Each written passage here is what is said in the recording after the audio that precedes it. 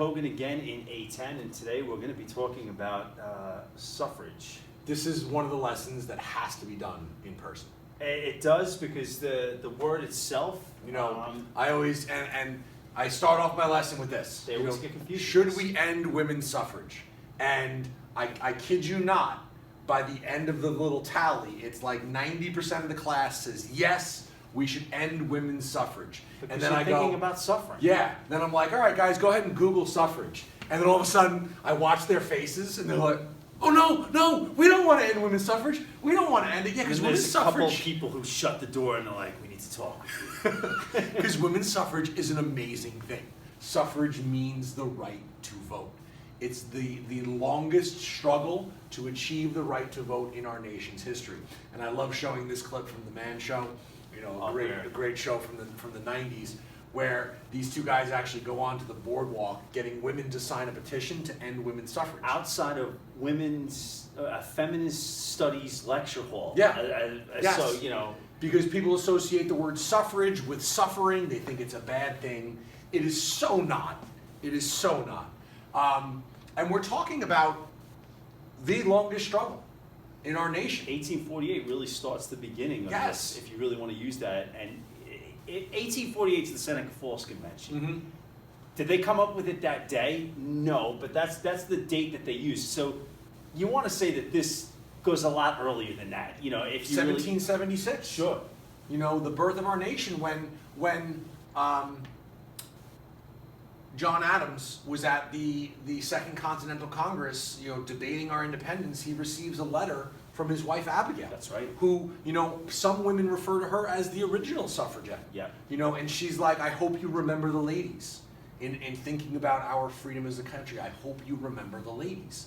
And women had been viewed in the European/American culture as second-class citizens. And it's ironic here because Native Americans revered women. Right. In the Iroquois culture, women chose the sachems. Yes. Right. Women had the right to They vote. had the power. When you got married, Power, yeah. you moved into your wife's longhouse and Right. became part of her clan. But European culture, which became American culture, the woman was submissive, was cooking, cleaning, and caring. The woman takes the husband's last name.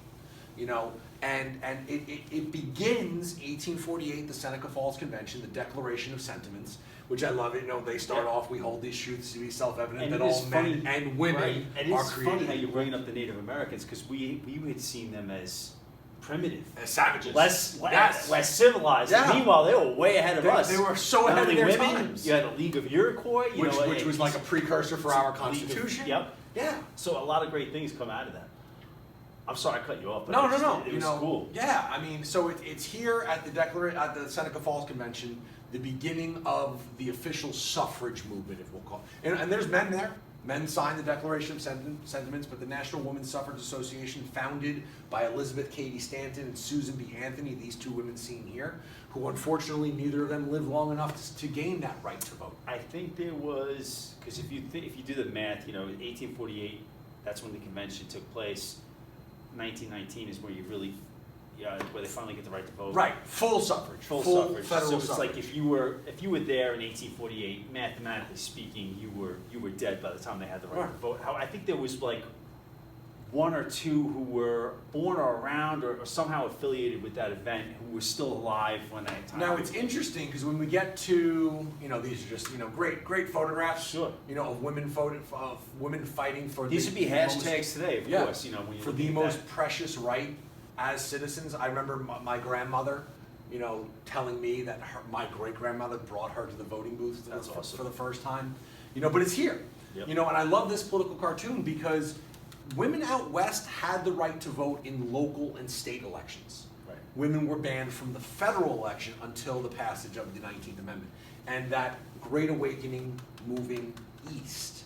It's almost like that picture of American progress, Yes. where Columbia is moving west. Yeah, going in So now it's almost like, and when we talked about westward expansion, how women, especially women of the Great Plains, had to be independent. Oh, they were really tough. Right. They were your doctors, Yes. your cooks, Yes. your everything. So they were making everything. So it's no wonder why women out west were enlightened before were enfranchised with Right. suffrage before women could I mean, because you're living here in the 1800s when you get there as a homesteader. You're doing everything yourself. Mhm. You're the doctor, you're the nurse, you're cooking, you're owned your own cleaning, you're doing businesses in everything. California. Exactly. Well, yeah. You It know, was survive or die, right? It was you know, like and there's private- there's a map that we would Yep. show in class of like the different states when they actually had localized suffrage. Yep. But again, it's not until these women fought for, petitioned, protested in front of the Capitol. I think purple was their color. I was You gonna know, say that, yeah. They don't really show it well. My mom always wears purple on election day to honor, Oh, that's a cool one. the original suffragettes. You know, going to Congress, speaking before Congress.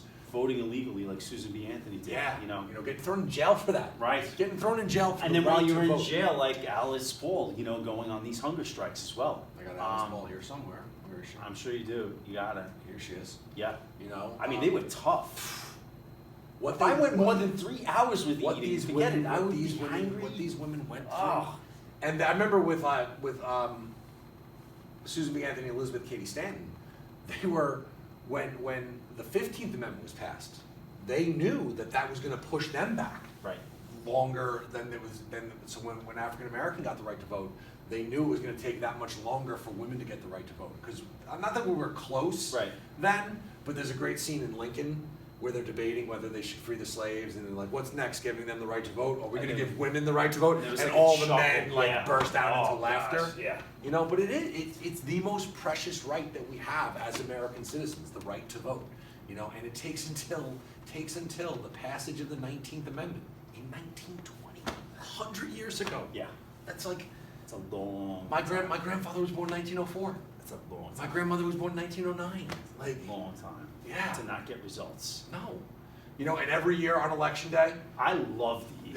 did you see this year? I didn't see. They actually had to cover her grave. This is Susan B. I Anthony's grave. love this. They actually had to cover it this year in plastic, Oh, in a this- plastic shield, because the glue from the stickers was deteriorating Oh. the rock, whatever marble or Oh, whatever it really? was. So they actually had to protect it this year. But every year So- people will show up at her grave, leaving it behind their I voted stickers. I love that. As an honor and a remembrance to the great Susan B. Anthony. Here's Alice I love Paul's the, and I grave. like the fact that there's a huge line to do this. Yeah. I like that. I This like was that. Alice Paul's grave in 2016. Right. And it's funny, this woman writes, "Alex, thanks for your hard work, lifelong dedication to the cause of women's suffrage. Not only did I vote, but I voted for the first female presidential candidate backed by a major political party. The odds are looking good." Because remember 2016, it looked like Hillary Clinton was ahead in all the polls. And no matter where you were, I mean, to see this on election day, the last two elections, because they did it in the recent election, to see this with all the stuff, the back and forth that goes back, this just, It does, it gives you chills. it does. It gives you chills. It really does. And to think like Susan B. Anthony, 1906, she passes, that as we film this, we've elected our nation's first female vice president. Yeah. It appears. Right. November 16th, Right. it appears that way. We have to wait for the Electoral College to officially vote, but, it's taken that long. Yep. It's taken that long. My mom posted on social media a great picture of like every single vice president we've ever had, which has been a white man. Oh, yeah. And then Consistently. there's Kamala Harris, part Asian, part African Right. American, She's female. Diverse background. So Alice Paul, achieves the dream Yep. of Stanton and Susan B. Anthony. So, ladies, don't forget to vote. Ever. Ever. Thanks. What your Yeah. foremothers, we call them forefathers, Yep. what your foremothers went through for you to have that right, it's an insult to them if you don't vote. Absolutely. Thanks for watching.